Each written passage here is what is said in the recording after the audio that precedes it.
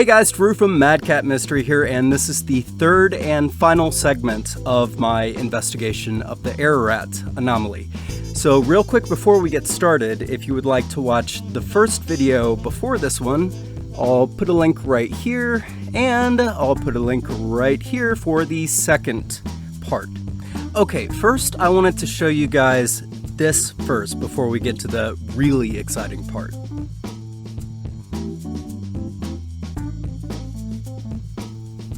So what you're looking at here is footage from an actual expedition to Mount Ararat. Chinese and Turkish explorers said that they were 99% sure that they found the remains of the legendary vessel on Ararat.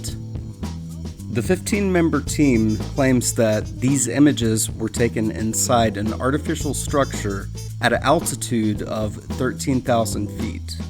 They also claim that the samples taken were carbon dated to be around 4,800 years old. However, these claims remain unsubstantiated. This one is widely believed to be a hoax, and quite possibly the most damning piece of evidence is the fact that there are cobwebs.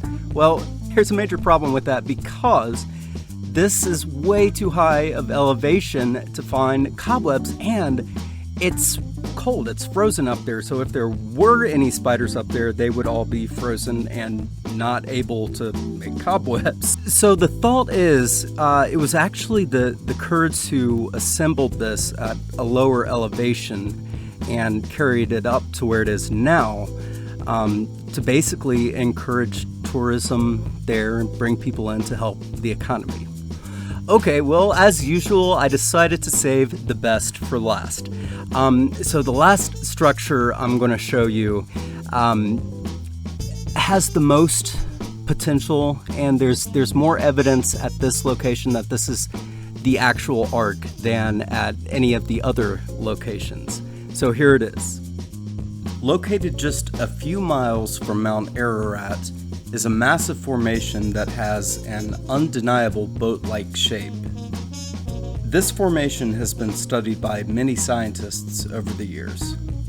The findings of many of these studies point not only to the formation being an ancient man-made structure, but also that there were animals inside of it at one point of time. The Doomsday Mountain team brought in some high technology to explore the oldest legend of man. They began scanning their site with a molecular frequency generator. It's a device used by surgeons to pinpoint cancer tumors, and it's been used by FASL to locate underwater treasure.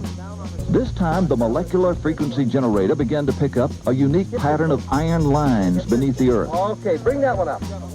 They began placing ribbons along those lines.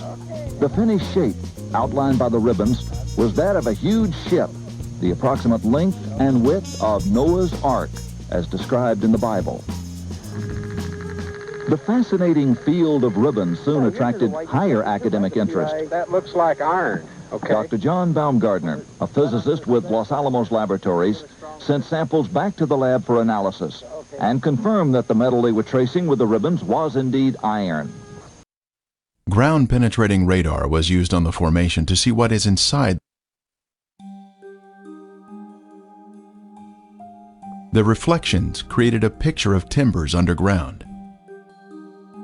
This diagram shows us some of the main structural elements of the Ark, including parallel and repeated patterns, indicating a man-made site.